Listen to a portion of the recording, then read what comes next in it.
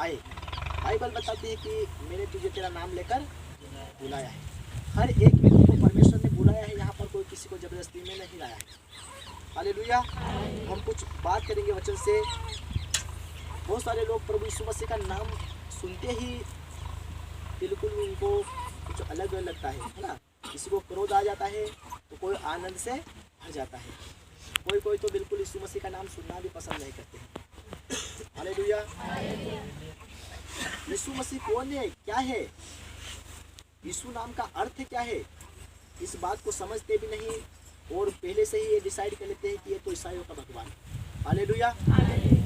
वो इस बात का जिक्र भी नहीं करते हैं, उस नाम के पीछे क्या रहस्य है, क्या बात है, उसको जानते भी नहीं और अपने दिमाग से फैसला लेकर दूसरे लोगों की बात को सुनकर तुरंत बताते हैं कि ये यीशु मसीह जो प्रभु है वो ईसाइयों का भगवान है। लोगों की ये कल्पना होती है। हालेलुया। हम वचन में देर से जाएंगे, थोड़ी चर्चा करने इससे पहले थोड़ा धर्म मिल जाए हमारे नए भाई लोगों का भी।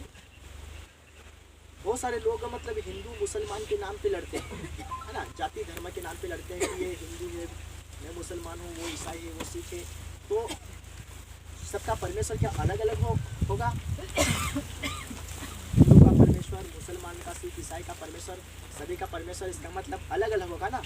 लोगों की ये विचारधारा है कि मतलब ये सामने वाला हिंदू है, मैं मुसलमान हूँ, तो भगवान सभी का अलग अलग होना चाहिए। हालेलुया। तो अगर भगवान अलग अलग है तो सूर्य चंद्रमा भी अलग अलग होना था सबका।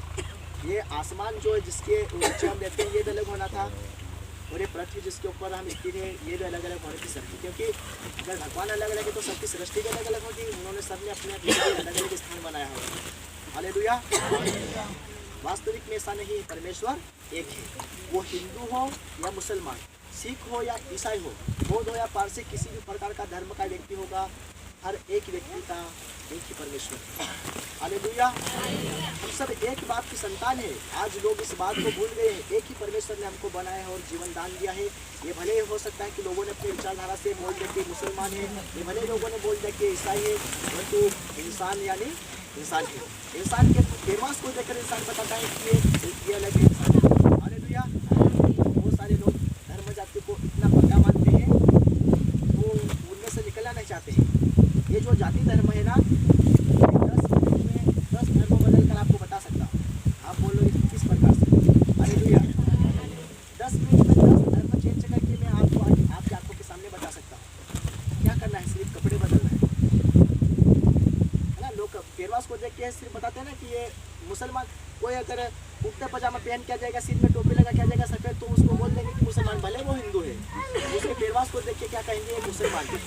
कोई सिख व्यक्ति अगर सिर में छापा बांध के आ जाएगा उसको बोल देंगे कि ये सिख है। हालेलुया। कोई गले में बड़ा क्रूस टांग कर आ जाएगा, बोल देंगे कि ईसाई है। कोई भगवा वस्त्र पहन के आ जाएगा उसको बोल देंगे कि हिंदू है। अरे इस पेरवास से अगर इंसान बता सकता है कि ये हिंदू है या मुसलमान है, तो परमेश्वर पेरवास को नहीं देखता है, क्योंकि परमेश्वर ने इंसान को इंसान के बराबर बनाया है। इंसान को इंसान बनाया है, जानवर को जानवर बनाया है। अच्छा, मुसलमान और हिंदू जो मनुष्य होता है, क्या कोई एक जानवर होता है क्या? उसके भी 2 हाथ है, 2 पैर है ना, 2 आँख है, सब कुछ, मतलब उसको जैसा जैसा बनाया परमेश्वर ने वैसा का वैसा है। अब ये मतभेद करने वाले बहुत सारे लोग हैं जो सच्चाई के करीब नहीं आना चाहते हैं और जाति धर्म के नाम पर एक ठेका ले रखा है। वो लोग इस जाति धर्म के नाम पर लोग सच्चाई को जान नहीं पा रहे हैं। हालेलुया। अब कुछ कम शब्दों में हम चर्चा करेंगे, ठीक है? वचन से बात करेंगे। प्रभु यीशु मसीह कौन है? क्या कोई बता सकता है? हालेलुया। यीशु मसीह प्रभु कौन है, उसके विषय में अगर हम जान जाए तो इस जीवन से हमारा हमेशा हमेशा के लिए एक अनंत रिश्ता जुड़ जाएगा। यीशु मसीह कौन है, इसके विषय में अगर हम चर्चा करें तो जिस परमेश्वर ने आकाश और पृथ्वी को बनाया, जो कुछ इस पृथ्वी में है सबको बनाया उस परमेश्वर का एकलौता पुत्र प्रभु यीशु मसीह। हालेलुया। जो इस पृथ्वी पे आने का सिर्फ उसका एक ही लक्ष्य था। आदि से परमेश्वर ने जो पहला स्त्री और पहला पुरुष जो बनाया था, उनके बीच में परमेश्वर का जो रिश्ता था, एक समय आया कि आदम और हवा ने परमेश्वर की आज्ञा ना मानकर उस रिश्ते को ठुकरा दिया।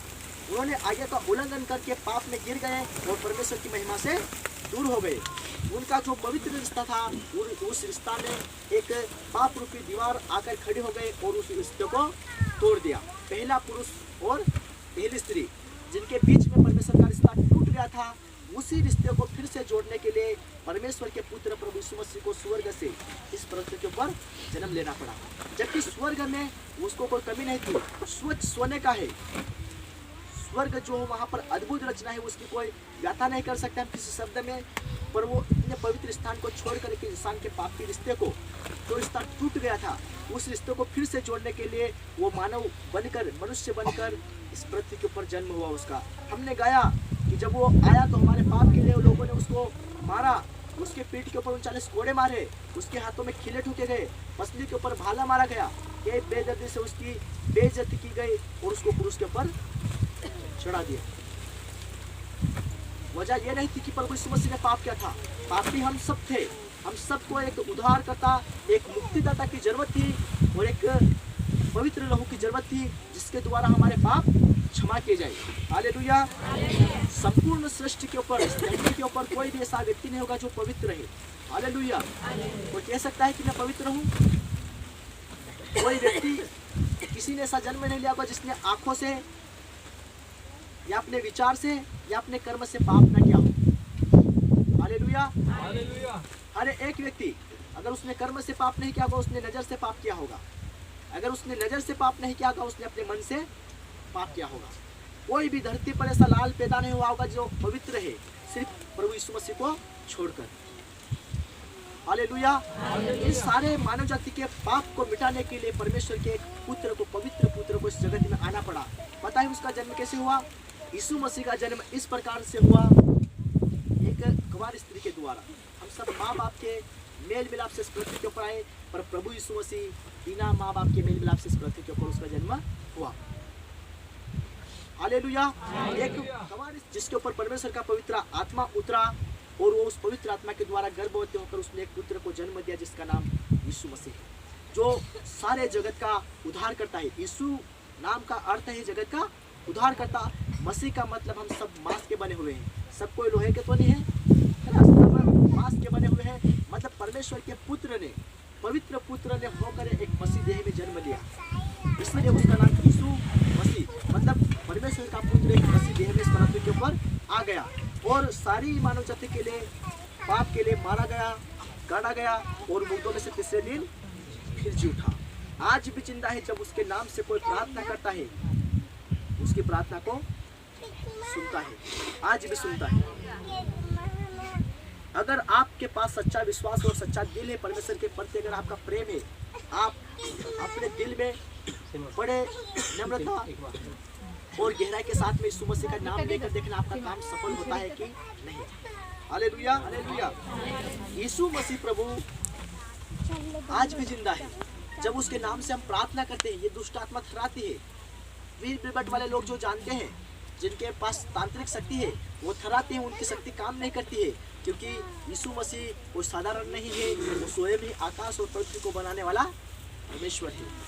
और उसके नाम में इतनी सामर्थ्य है कि तुरंत मुर्दे से वो कहता है कि जी उठ, और 4 दिन का मुर्दा भी जी उठा। उसने लंगड़ों से कहा चल, वो लंगड़ा चलने लगा।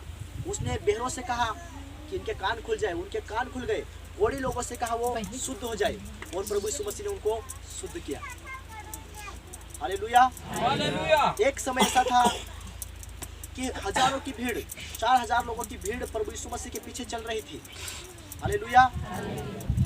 और जब 4000 लोगों की भीड़ प्रभु यीशु मसीह के पीछे चल रही थी, ऐसे समय में एक कोढ़ी व्यक्ति सामने आ जाता है, जो कोढ़ से भरा हुआ है, बिल्कुल उसका शरीर खत्म हो चुका है, उसको लोग देखना भी पसंद नहीं करते। ऐसे समय में लोगों ने, सब ने उस कोढ़ी को देखकर प्रभु यीशु मसीह के जो पीछे चल रहे थे, सब अपना अपना रास्ता लेकर भाग गए। ऐसा होता है कि सब लोग छोड़ के चले जाते हैं, सिर्फ उस जगह पे यीशु मसीह अकेला रह जाता है। सब लोग उस कोढ़ी को देखना भी पसंद नहीं करते हैं। वो कोढ़ी डरता हुआ, कांपता हुआ यीशु मसीह के सामने आता है, कहता है प्रभु आप मुझे ना छुइए, मैं कोढ़ी हूँ, कोढ़ से भरा हुआ हूँ, लोग मुझे देखना भी पसंद नहीं करते हैं, और आप मुझे ना छुए। पता है यीशु मसीह ने क्या कहा? वो व्यक्ति फिर दूसरी जगह में बोलता है कि प्रभु अगर आप चाहे तो मुझे शुद्ध कर सकते हैं। उसने ऐसा नहीं कहा, उसने कहा प्रभु अगर आप चाहे तो मुझे इस कोढ़ से आज़ाद कर सकते हैं। प्रभु ने पता है उस समय पे क्या जवाब दिया? हाँ, मैं चाहता हूँ कि तू शुद्ध हो जा। तुरंत प्रभु ने जैसे उसे छुआ, उसका कोढ़ जाता रहा और उसका शरीर एक छोटे बालक के समान हो गया, बिल्कुल निर्मल हो गया। और सभी लोगों ने जब वहाँ पर आकर देखा, परमेश्वर की तारीफ की, परमेश्वर की महिमा की, परमेश्वर की बड़ाई की। हालेलुया। वो उस समय में नहीं हुआ, परंतु वही काम आज भी प्रभु यीशु मसीह करता है। हालेलुया। तो यीशु मसीह साधारण परमेश्वर नहीं है, सिर्फ चंगाई और छुटकारे के लिए हमको यीशु मसीह के ऊपर विश्वास नहीं करना है। एक और बात है जिसको अनंत जीवन का रहस्य बताया है, और वो अनंत जीवन की बातें हमको प्राप्त करना बहुत जरूरी है। हमको ना हिंदू से मतलब है, ना मुसलमान से, ना सिख से, ना ईसाई से, किसी जाति धर्म से हमको मतलब नहीं है। हमको सिर्फ एक उद्धारकर्ता की जरूरत है, जो हमारे पाप के लिए जगत में आया, मारा गया, जी उठा।